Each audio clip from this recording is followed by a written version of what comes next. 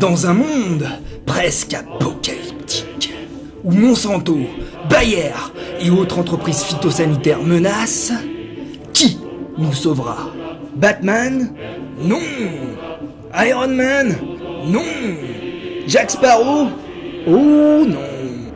Celui qui nous sauvera peut-être, c'est Tomate Man. Vous les soignez vos tomates? Ah non, je fais exprès de rien faire du tout. D'ailleurs, je fais jamais rien. Je les plante et après je reviens ramasser les tomates 2 ou 3 mois après. Sur internet, on nous décrit un agriculteur qui ferait pousser des légumes, et notamment des tomates, sans engrais, sans pesticides, et plus étonnant encore, sans eau.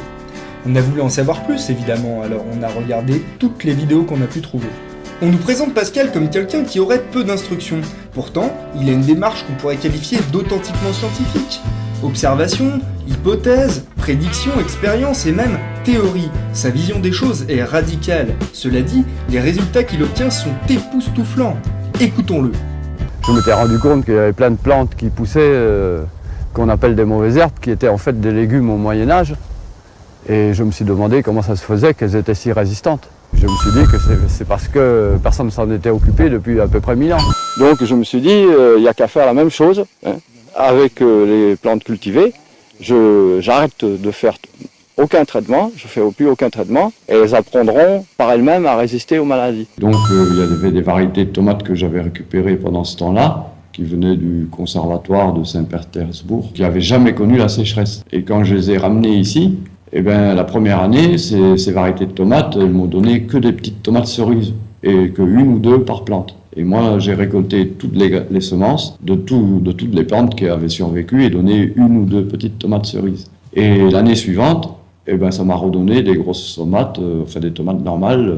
Pour cette variété, par exemple, les princes noirs, ça m'a donné des tomates de nouveau de 100 grammes à peu près. Première année, dans les 3-4 kilos par pied. Et à partir de la deuxième année, ça m'a redonné près une dizaine de kilos par pied. La plupart des gens, ce qu'ils font, c'est qu'ils arrosent sans arrêt comme ça à soif. Quand il y a une maladie, ils traitent.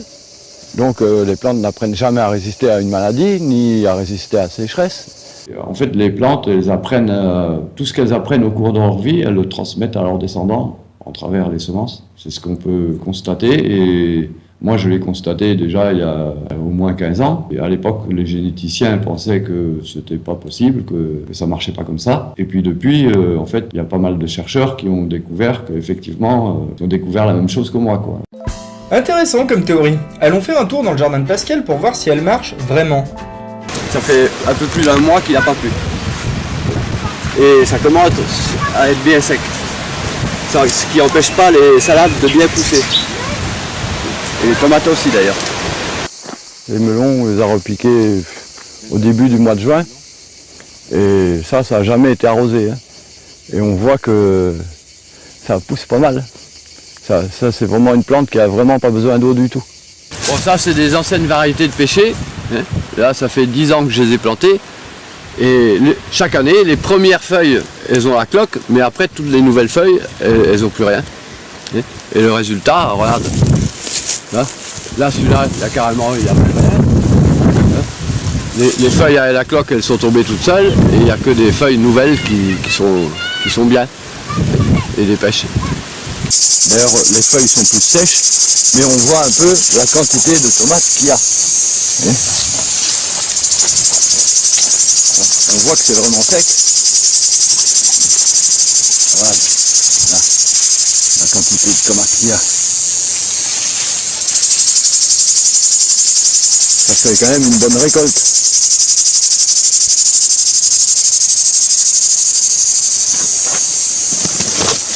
Et on voit que là, c'est vraiment sec parce que juste à côté, même les aubergines là, elles sèchent, même les mauvaises herbes, elles crament.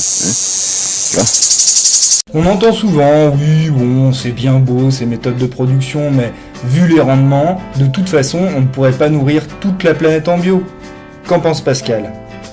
C'est tout à fait vrai si on utilise les semences qui sont dans le commerce. Parce que quand on utilise les semences qui sont dans le commerce, ça donne au mieux 30% de ce que ça produit quand on utilise les engrais. Par contre, si on utilise les variétés adaptées comme celles que je fais, qui sont adaptées pour la bio, et ben là, ça produit plus que ce qui est fait en agriculture conventionnelle avec les engrais chimiques. Dans le commerce, on trouve, quasiment exclusivement que des hybrides, en tout cas pour les tomates. En plein champ, ça donne dans les 5-6 kg au mètre carré. Les plus productifs donnent dans les 10,5 kg au mètre carré. Et alors que les miennes, c'est entre 15 et 24 kg au mètre carré.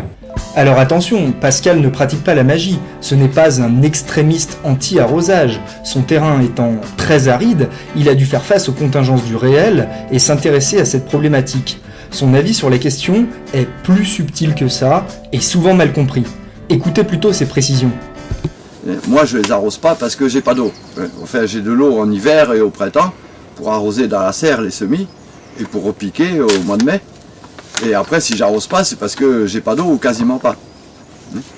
Voilà. Mais si on a de l'eau, eh ben c'est très bien de pouvoir arroser, ne fût-ce qu'une fois ou deux par mois s'il fait très sec. Parce que ça donnera mieux. Par contre, ce qui est sûr, c'est que je dis, c'est qu'il faut. Le plus mauvais de tout, c'est d'arroser un peu tous les jours au pied. Parce que du coup, les plantes deviennent paresseuses, elles ne feront des racines que là où on arrose. Et si on s'en va pendant une semaine, eh ben on les retrouve mortes. Donc il faut mieux arroser vraiment bien tout le jardin une fois dans l'été ou 2 fois dans l'été que d'arroser un peu tous les jours. Ça c'est un truc à savoir. Et en tout cas, j'ai jamais dit qu'il fallait pas les arroser ou qu'il faut pas qu'elles aient d'eau. Parce que il faut quand même pas croire qu'on est dans le film Jacques et le haricot magique. L'année passée, il y a un client, il m'a dit qu'il était étonné, il avait balancé les graines sur des rochers où il n'a jamais plu et où il n'y a rien qui pousse, à part un peu de thym et de serpolet ou je sais pas quoi parce qu'il est en montagne. Et il ne comprenait pas que ça ne poussait pas. Mais voilà, ça c'est... Faut pas croire justement qu'on est dans Jacques et le haricot magique, qu'on jette une graine. Et... Bon, des fois ça m'arrive que je jette des graines parce que je pense qu'elles sont trop légères, elles sont pas bonnes à vendre, et elles poussent toutes seules dans les talus. Mais elles ne poussent quand même que quand il a plu. Pour finir, écoutons l'avis de Pascal et de sa femme sur l'agrobusiness. Le vivant ne doit pas être breveté. Voilà, donc parce que c'est le patrimoine finalement, c'est des paysans qui ont fait ça de tout temps, donc ça appartient à tout le monde ce patrimoine. Tous les semenciers, ou presque, ont été rachetés par des multinationales qui fabriquent des produits phytosanitaires et des engrais. Leur intérêt, d'ailleurs, c'est de faire en sorte de faire des plantes qui aient besoin de traitement pour pouvoir vendre leurs produits. Ces mêmes gens, d'ailleurs, ils ont aussi racheté presque toutes les industries pharmaceutiques. Comme ça, ils font des semences de plantes qui sont maladives. Ils vendent des produits de traitement pour les plantes. Et comme ils savent très bien qu'ils empoisonnent tout le monde, après, ils vendent des médicaments. En gros, c'est comme ça que ça tourne.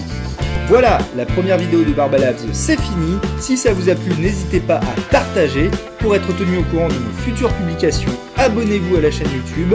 En attendant, gardez la pêche. Ciao!